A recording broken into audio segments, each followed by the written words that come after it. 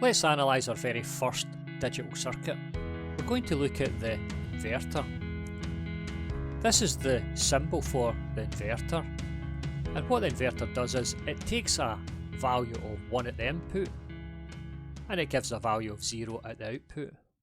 Alternatively, it takes a value of 0 at the input and gives us 1 at the output. So it inverts the input to the output. We're going to be building this in CMOS. So we know what the MOS stands for. It's the metal on the gate, the oxide layer in between the gate and the semiconductor. The C stands for complementary. It's called complementary because we use both an NMOS device and a PMOS device. So we build it out of two of these devices. We've got the NMOS and the PMOS. We connect the gates of both the NMOS and PMOS together and it becomes the input. And then we connect these points here together and this becomes the output. So remember the input is going to be a voltage. That's going to be the voltage between the 0 volt line here and the input. And output is going to be the voltage between this 0 volt line and the output pin. Now let's have a look and we'll see where the source and the drain values are. So we know that this is a PMOS device. So in a PMOS device, the majority of charge carriers are holes. So the holes come from the source and the holes will come from the high voltage side and travel to the low voltage side. So this must be the source of the holes and this is going to be the drain. Now in the NMOS device, the charge carriers are electrons. Electrons come from the source, which is the low voltage side, to the high voltage side. So it means that the source is going to be this side here, which is the low voltage side, and the drain is going to be the high voltage side. Now the way this device works is that if we were to put a high value in here, then the example over here, we've just copied this over here. We've put a high value, which is a value of 5 volts in this terminal here. Whenever we do that, this device here turns off and this device turns on. Now whenever this device turns on, this point here will discharge through this transistor. So let's say for example this was sitting originally with a voltage on it, then that voltage is going to discharge through that transistor to ground, just like we've seen whenever we did the pass transistors in the previous videos. So that means that if we have a high voltage here of 5 volts, which is equivalent to a Boolean function value of 1, then we're going to have a low voltage here, and it'll be equivalent to the Boolean function value of a 0. But we still have to work out whether we actually get 0 volts here whenever we discharge, because we've seen when we did the pass transistors that in some instances we aren't able to discharge the capacitor fully, and we end up with a threshold voltage drop. Now the other option here is that if the input here was to go low, that is we have a 0 volts here, then it means that this device here will turn on and this device here will turn off. So whenever this device turns on, it means that the current will flow down through here and charge this capacitor. So that means that it would raise the voltage at this point here to a high voltage. So that would mean we would be putting a 0 voltage or a low value in, and we would be getting a high value out. Again, we'd have to check and see whether we actually are able to charge this fully up to the 5 volts or not, because as we said when we've seen the pass transistor examples, sometimes we have a threshold voltage drop. So let's talk through the actual equations here, and we're going to work out whether this fully discharges to 0 volts and whether this fully charges to 5 volts. So let's look at the discharging of this capacitor first of all and see whether it discharges fully to 0 volts. Whenever we analyse this, we're going to use the same little equations we did whenever we looked at the past transistors, and what we should do is get into the habit of writing it out in a standard format. So I've got a standard format here. First we need to know where the drain, the gate and the source is for this device. So we've already checked that out and we've worked that out here. So this is the drain, this is the source and this is the gate. So we can see that our VGS is going to be, well, VGS is just the voltage from the input here, which is this voltage here. So we can simply call that Vin, and we know that that's going to be 5 volts. Now the VDS, V drain to source, is going to be the output voltage V out, so that's just the voltage between here, drain and source, which is just the output voltage. And we know that this is an NMOS device, so the threshold voltage is a value of 1. So we'll get in the habit of just writing it down in this format.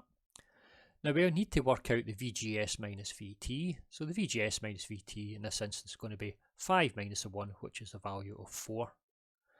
Now we know that if the VGS minus VT is less than 0, then this device is going to be cut off. So this just comes from our transistor equations. So VGS minus VT is 4. So that's saying then if 4 is less than 0, then the device is cut off. Well, that's patently absurd. 4 is greater than 0. So I've put a little cross here, which tells us this device is not cut off. That means it is actually on and it is discharging, which is good because that's what we expect. So the other equation is VGS minus VT is greater than or equal to VDS. So in this case, VGS minus VT is just the 4 and the VDS is the value of V out. So whenever V out is less than or equal to 4, then it is discharging the capacitor in the linear region. And alternatively, whenever VGS minus VT is less than or equal to VDS, then we can say that V out is greater than or equal to 4, then it is discharging in the saturation region.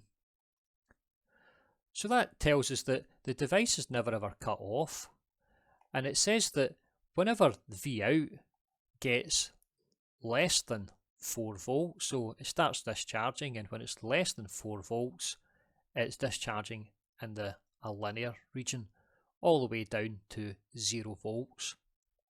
And it's telling us whenever this is greater than 4 volts, so let's say it starts at 5, it goes from 5 to 4 in the saturation current, then it goes from 4 to 0 in the linear current. So that means that this device will fully discharge to 0 volts, which is what we want for our inverter. Now I'll leave this up to you to go into the simulation tool, so you can get into the simulation tool, and again you can simulate this in the simulation tool the same as we did whenever we looked at the past transistors, but I'm not going to do that here. I'll leave that as an exercise for you. So let's look at what happens whenever we have a 0 at the input and we're going to have a value of 1 on the output. We want to find out whether the high value actually charges all the way up to 5 volts. So again, we'll work through the same process here. We're going to have our VGS, in this case VGS is going to be 0 in the gate minus the voltage on the source. Well, the voltage on the source is going to be 5 volts, that's the 5 volts here. So we're going to have minus 5. And the VDS, well, VDS again is the output, VD is the output voltage. So that's V out, so that's the voltage at this point here, minus the VS. Well, VS is going to be the 5 volts. So our VDS is V out minus 5. The threshold voltage for a PMOS device is minus 1.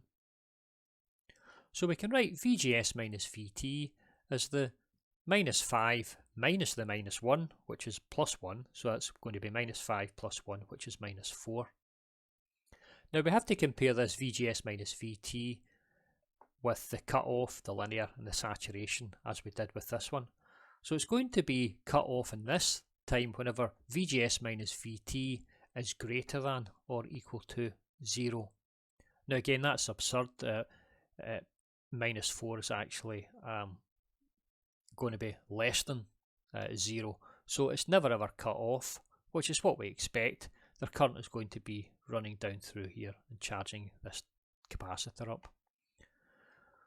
So we can say that it's in the linear region if VGS minus VT is less than or equal to our VDS. So VGS minus VT is -4, and our VDS is actually going to be our Vout minus 5, so that's Vout minus 5.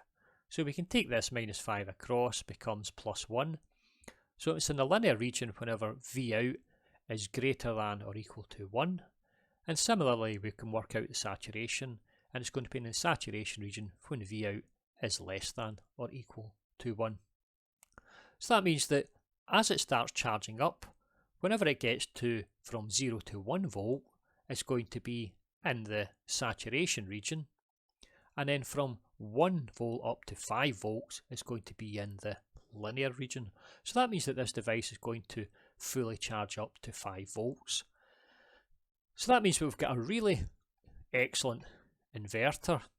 We're going to take a 0 volts in will give us a 5 volts out, and a 5 volts in will give us a 0 volts out.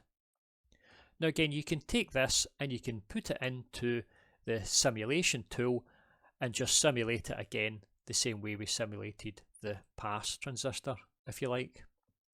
But that completes our analysis of our first inverter circuit, and this is the CMOS inverter. Now we're going to go ahead and we'll look at an NMOS inverter in the next video. So thank you for listening. I'll get you in the next video. Goodbye.